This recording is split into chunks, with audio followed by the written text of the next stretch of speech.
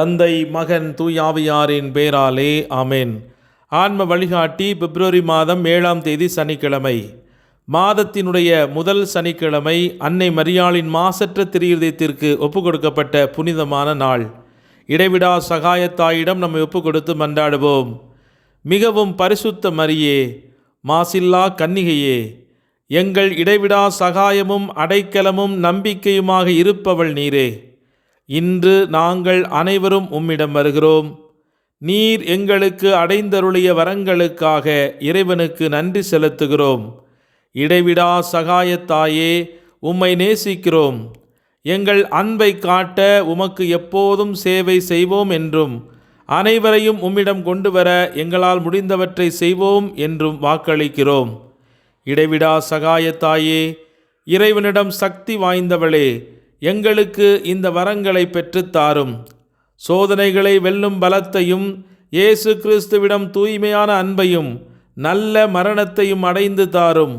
உம்மோடும் உமது திருக்குமாரனோடும் என்றென்றும் வாழ அருள் புரியும். இடைவிடா சகாயத்தாயே, எங்களுக்காக வேண்டிக் கொள்ளும். ஆமேன். மார்க் நற்செய்தி 6ஆம் அதிகாரம் 33வது இறைவார்த்தை. அவர்கள் புறப்பட்டு போவதை மக்கள் பார்த்தார்கள். பலர் அவர்களை இன்னாரென்று தெரிந்து கொண்டு எல்லா நகர்களிலிருந்தும் கால்நடையாகவே கூட்டமாய் ஓடி அவர்களுக்கு முன் அங்கு வந்து சேர்ந்தனர். இது கிறிஸ்து வழங்கும் வாழ்வு தரும் நற்செய்தி. கிறிஸ்துவே உமக்கு புகழ். சிந்தனை: நாம் இப்போது அறிவித்துள்ளதை இன்னும் அதிக தெளிவுள்ளதாக்கும்படி புனிதர்களும் பரிசுத்த வேத பாதகர்களும் கூறியவைகளை இங்கு மேற்கோள் காட்டுவோமாக. புனித நற்கருணையிலே ஆண்டவர் இயேசு மெய்யாகவே இருக்கிறார் என்ற திருச்சபையினுடைய படிப்பினைகளை நமது வாழ்வில் கண்டுகொண்டு இந்த உலகத்திற்கு அறிவித்த புனிதர்களின் கூற்றுக்கள் இவை. அச்சிஸ்டர் லாரன்ஸ் யுஸ்தீனியுன் பூசையைப் போல மிக மேலான, கடவுளுக்கு மிக பிரியமான, நமக்கு மிக பயனுள்ள ஜெபமோ நற்செயலோ இந்த உலகில் வேறு எதுவுமில்லை என்று கூறுகிறார். புனித அல்போன்ஸ் லிகோரியார் திருப்பலியை விட அதிக பரிசுத்தமானதும், அதிக நல்லதும், அதிக மேலானதுமான எதையும் கடவுளாலும் கூட செய்ய முடியாது என்று விவரித்து கூறுகிறார். புனித அக்வின் தோமையார் திருப்பலி என்பது கல்வாரி பலியை விட எந்த விதத்திலும் குறைந்ததல்ல என்றும், அது பீடத்தின் மீது புதுப்பிக்கப்படும் கல்வாரி பலியே என்றும், ஒவ்வொரு திருப்பலியும் சிலுவை பலி தருகிற அதே நன்மைகளை மனிதர்களுக்கு கொண்டு வருகிறது என்றும் நமக்கு கற்பிக்கின்றார். புனித கிறிசோஸ்தம் அருளப்பர் திருப்பலியானது கல்வாரி பலி கொண்டுள்ள அதே மதிப்பையும் மாண்பையும் தன்னுள் கொண்டுள்ளது என்று விவரிக்கிறார்.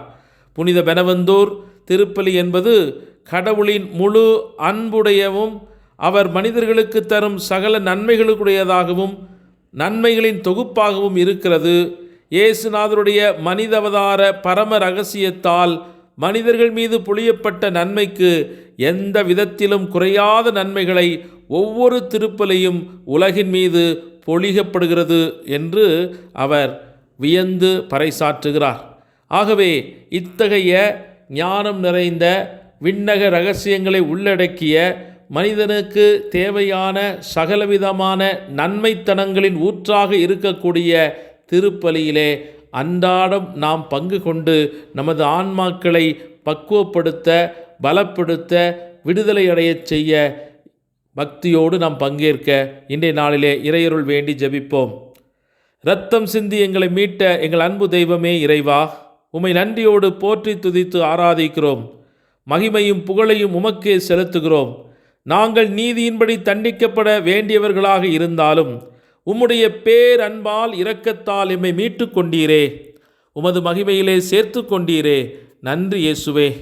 இன்றைய நாளில் உமது பரிசுத்த இரத்தம் எங்கள் மீதும், எங்கள் குடும்பத்தின் மீதும், எங்கள் அன்புக்குரியவர்கள் மீதும், எங்கள் உற்றார் உறவினர்கள் மீதும் இருப்பதாக. எங்களுடைய முன்னோர்கள் கட்டி கொண்ட பாவங்களினால் சாபங்கள் எங்கள் குடும்பங்களை தாக்காமல் பாதுகாத்தருளும். எத்தனையோ மக்கள் இன்று சாபக்கட்டுக்களால், உடல்நலமின்றியும், கடன் பிரச்சனைகளாலும், சமாதானம் இல்லாமலும், தற்கொலை எண்ணங்களாலும், விபத்துக்களாலும், எதிர்பாராத அடுத்தடுத்த இறப்புகளாலும் மனம் நொந்து அழுது கொண்டிருக்கும் அத்துணை சகோதர சகோதரிகளுக்கும் இன்று உமது தூய இரத்தம் விடுதலை கொண்டு வருவதாக. உம்முடைய உடனிருப்பினால் அவர்கள் ஆறுதல் பெறுவார்களாக.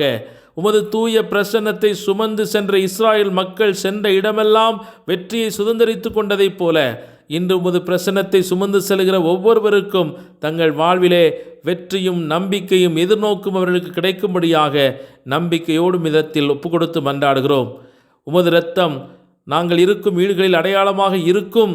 அழிப்பவன் உங்கள் வீடுகளில் புகுந்து தாக்காதவாறு அது காத்துக்கொள்ளும் என்று விடுதலை நூல் 12, 13 மற்றும் 33வது இறைவார்த்தைகளை நாங்கள் வாசிப்பதற்கு ஏற்ப இன்று எம் மக்கள் மீதும் எங்கள் மீதும் உம்முடைய பரிசுத்த இரத்தம் சூழ்ந்து நின்று காத்து சாபங்கள் முறிக்கட்டும், கட்டுக்கள் உடைக்கப்படட்டும், சுகம் உண்டாகட்டும், நிம்மதி கிடைக்கட்டும், பொருளாதாரம் வளம் பெருகட்டும், பாதுகாப்பு எங்களுக்கு கிடைக்கட்டும். இவற்றையெல்லாம் இயேசு கிறிஸ்துவின் இணையில்லாத நாமத்தினால் உரிமையோடு தந்தையாம் கடவுளாக உம்மிடமிருந்து பெற்றுக்கொள்ளுகிறோம் எங்கள் ஜீவனுள்ள நல்ல தந்தையே. ஆமேன். இயேசுவின் இரத்தம் இன்று ஜெயம் கொள்ளுவதாக. ஆமேன், ஆமேன், ஆமேன்.